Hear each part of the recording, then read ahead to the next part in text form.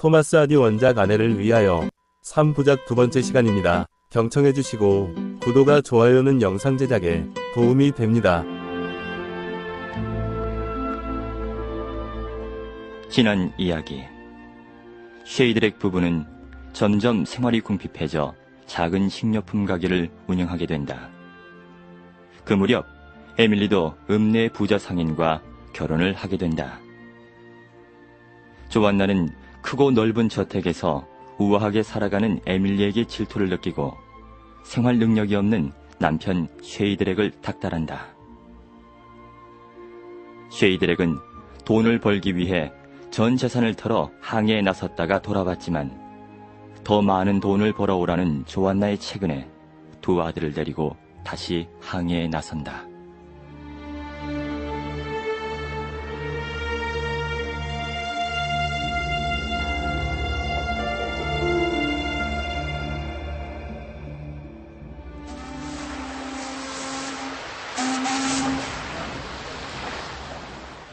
어느 따뜻한 봄날 아침 배는 떠났다. 하지만 조안나는 배웅하지 않았다.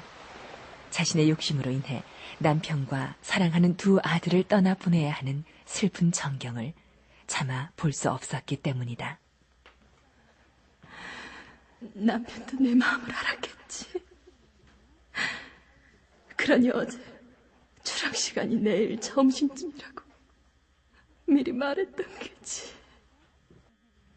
그날 조안나가 아침 5시에 잠을 깨었을 때 세 부자는 아래층에서 부산하게 떠날 준비를 하고 있었다. 자, 어머니 깨시지 않게 조심하고 빠진 물건 없나 잘 살펴보거라. 네, 아버지. 염려 마세요. 그녀가 마음을 진정시키고 아래층으로 내려갔을 땐 이미 남편과 아이들의 모습은 보이지 않았다. 책상 위에 분필로 급하게 휘갈겨 쓴 글씨만 남아있었다. 우리가 떠나는 것을 보면 당신의 마음이 더욱더 괴로울까봐 그냥 떠나겠어. 부디 건강히. 어머니, 안녕. 다시 만날 때까지 건강하십시오, 어머니. 조안나는 급히 부두로 뛰었다.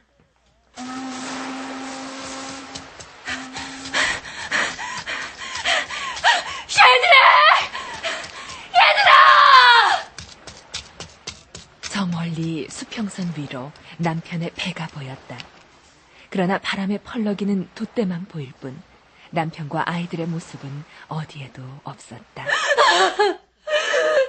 내가 보냈어. 내가 그들을 떠나게 한 거야. 집으로 돌아온 그녀는 아이들이 남긴 안녕이라는 글씨를 보자 다시 한번 가슴이 갈갈이 찢기는 것 같았다. 그러나 길 건너편 에밀리의 집을 바라보자 그녀의 여윈 얼굴에는 승리를 자신하는 듯한 옅은 미소가 떠올랐다. 이제 곧 저 거만한 에밀리에게 굽실거리는 굴욕에서 벗어나게 될 거야. 난 꼭 그녀보다 잘 살고 말 거야. 사실 에밀리는 결코 거만하거나 우쭐대는 사람이 아니었다. 에밀리는 부유한 상인의 아내로서 조안나보다 윤택한 삶을 살지만 어쩌다 둘이 마주치기라도 하면 행여 그러한 차이를 보이게 될까봐 늘 조심하곤 했다.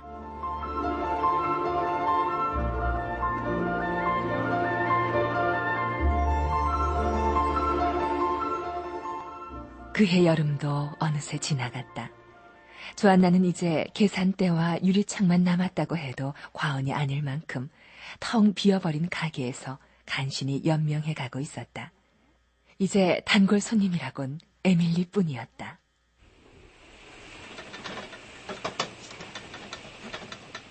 겨울이 왔다. 이번 겨울은 다른 어느 해보다도 길고 쓸쓸했다. 어머니, 안녕. 안녕. 안녕. 조안나는 아들이 남긴 작별의 인사말이 지워지지 않도록 소중하게 보관했다. 그녀는 그것을 차마 자신의 손으로는 지울 수가 없었다. 그 글씨를 바라볼 때마다 그녀의 눈은 그리움의 눈물로 얼룩졌다.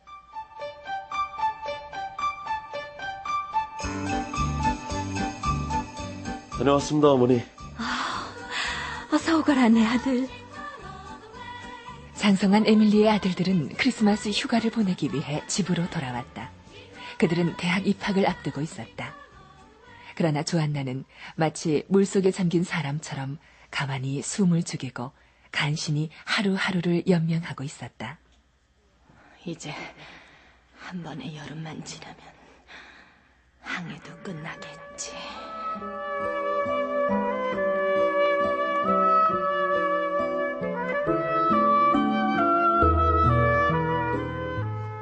그 여름이 끝날 무렵이었다. 에밀리는 옛 친구인 조안나가 깊은 시름에 잠겨 있다는 말을 듣고 조안나를 찾아갔다. 에밀리의 비단 옷은 조안나 앞에서 뽐내듯이 반짝거렸다. 넌 모든 게 잘 됐지만 난 이 모양이구나. 별소리를 다 하는구나. 남편과 아이들이 곧 많은 돈을 벌어가지고 올 텐데. 정말 그들이 돌아올까? 도저히 불안해서 견딜 수가 없어. 나 혼자 남겨두고 세 사람이 몽땅 한 배를 타고 갔단 말이야. 그런데 벌써 몇 달째 아무 소식이 없어. 너무 걱정하지 마. 아직 돌아올 날이 남았는데 벌써부터 걱정할 필요는 없잖니. 허전해서 견딜 수가 없어. 이 세상 그 무엇도 내 슬픔을 보상해 줄 순 없어. 그러게 왜 그들을 떠나보냈니? 가게도 훌륭하게 꾸려나가고 있었잖아. 그래! 내가 가라고 했어. 내가 억지로 보낸 거야! 왜 보냈는지 알아? 너희는 그렇게 잘 사는데 우린 이 모양으로 초라하게 사는 게 참을 수가 없었어. 네 모습이 약이 올랐던 거야. 네가 날 미워해도 어쩔 수 없어. 조안나, 내가 왜 널 미워하겠니?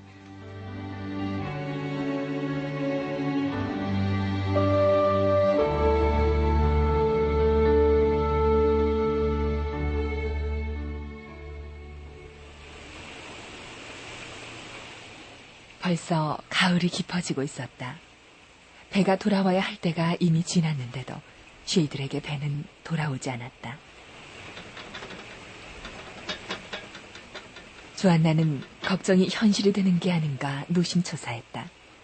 바람이 불 때마다 그녀의 몸도 파르르 떨렸다. 그녀는 바다를 무서워하고 증오하게 되었다.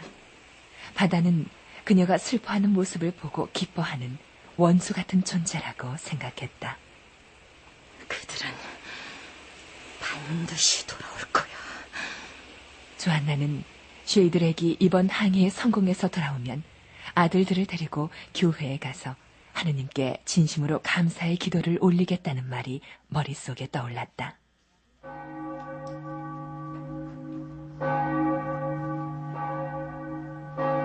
조안나는 아침 저녁으로 교회에 갔다.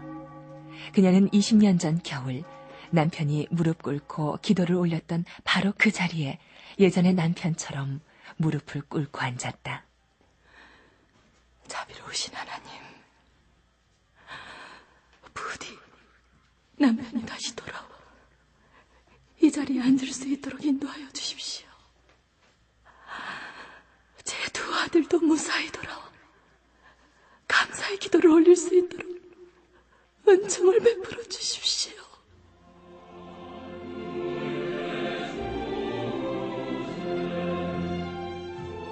그녀는 남편과 두 아들이 그곳에 앉아있는 모습이 보이는 것 같았다. 두 아들의 훤칠한 뒷모습 사이로 남편이 앉아 늠름한 모습으로 기도를 드리는 모습이.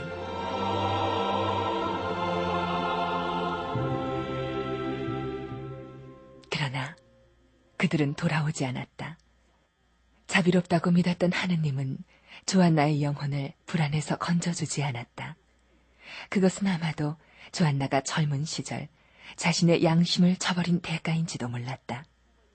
하지만 죄값은 너무 컸고 그녀는 완전히 절망에 빠져버렸다.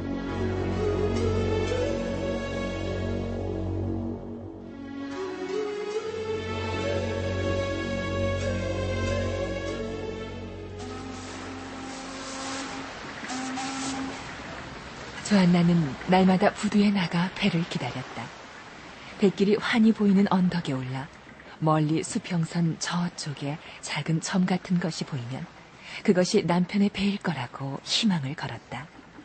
그러나 그녀의 희망은 번번이 절망으로 되돌아왔다. 쉐이드렉과 아이들은 돌아오지 않았다. 이제 그녀의 가게에 있는 상품도 바닥이 나버렸다. 그녀는 불안과 고독에 지쳐 장사에 신경 쓸 여력이 없었다. 결국 마지막 손님마저 발길을 끊고 말았다. 에밀리는 그런 조안나를 도와주고 싶었지만 번번이 거절당했다. 꼴도 보기 싫어. 네 얼굴을 쳐다보기도 싫단 말이야. 조안나, 난 친구로서 널 위로해주고 조금이라도 돕고 싶어. 넌 돈 많은 남편과 훌륭하게 자란 아들을 둔 부인 아니니? 자식도 남편도 다 잃어버리고 이렇게 늙어버린 나를 네가 어떻게 돕겠다는 거야? 조안나, 이렇게 혼자 있지 말고 우리 집에 와서 같이 살자. 그랬다가 만약 내가 없을 때 그들이 돌아오면 어떡해? 난 그냥 여기 있을 거야. 난 네가 보기 싫어. 아무리 친절한 척해도 역겹기만 해. 그러나 시간이 지날수록 조안나의 형편은 더 어려워져 갔고 집세도 못 낼 지경에 이르렀다. 결국 조안나는 에밀리의 집 3층 방에서 거처하게 되었다. 어느새 그녀의 머리는 희끗희끗해지고 이마에는 깊은 주름이 패였다. 네가 왜 날 이리 데려왔는지 다 알아. 넌 내가 쉐이드렉을 빼앗은 것에 대해서 안갚음하려는 거야. 그가 돌아왔을 때 내가 집에 없는 걸 보고 다시 바다로 떠나도록 말이야. 그녀의 마음이 얼마나 아프고 슬플지 아는 에밀리는 이런 터무니없는 비난을 들으면서도 꾹 참았다. 에밀리뿐만 아니라 헤이븐 풀에 사는 모든 사람들이 쉐이드렉과 그의 아들들이 영원히 못 돌아올 곳을 갔다고 여겼지만 조안나는 달랐다. 꼭 돌아올 거야. 꼭 돌아올 거야. 그녀는 한밤중 무슨 소리가 나면 침대에서 벌떡 일어나 건너편 가게를 바라보곤 했다. 쉐이드렉? 쉐이드렉이에요? 얘들아, 돌아왔니? 돌아온 거야? 그러나 번번이 그녀가 기다리던 그들이 아니란 걸 확인해야만 했다.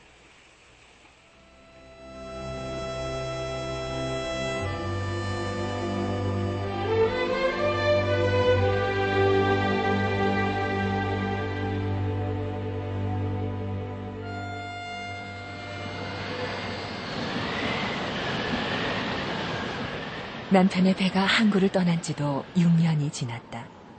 어느 적막한 겨울밤이었다. 차가운 바닷바람이 비린내를 품고 불어닥치고 있었다.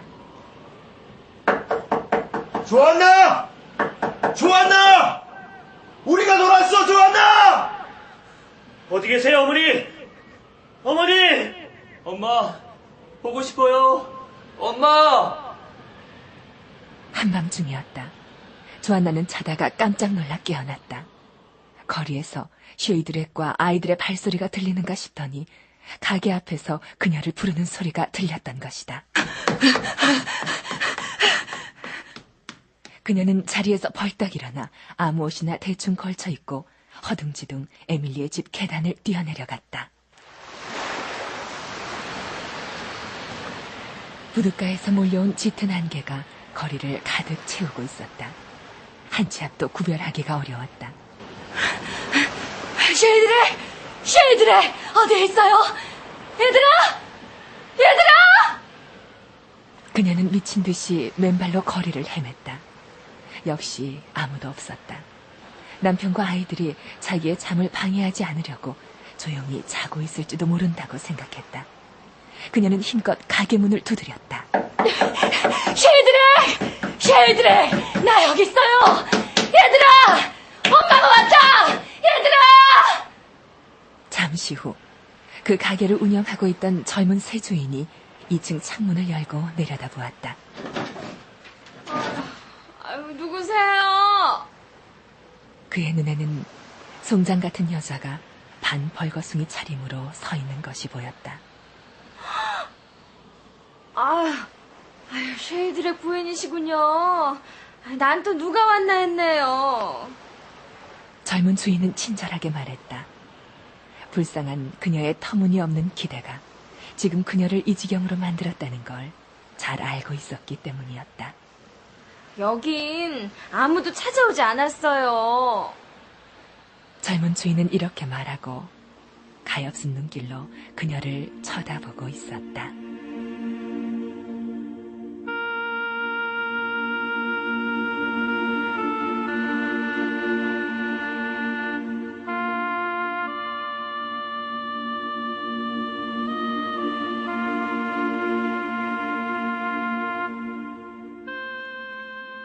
토마스 하디 원작의 아내를 위하여 마지막 회를 들으셨습니다. 자신의 처지에 만족하지 못했기에 가장 소중한 행복을 잃어야 했던 한 여인의 삶을 통해 우리 삶의 어두운 그늘을 드러내는 작품. 구독과 좋아요는 영상 제작에 큰 도움이 됩니다.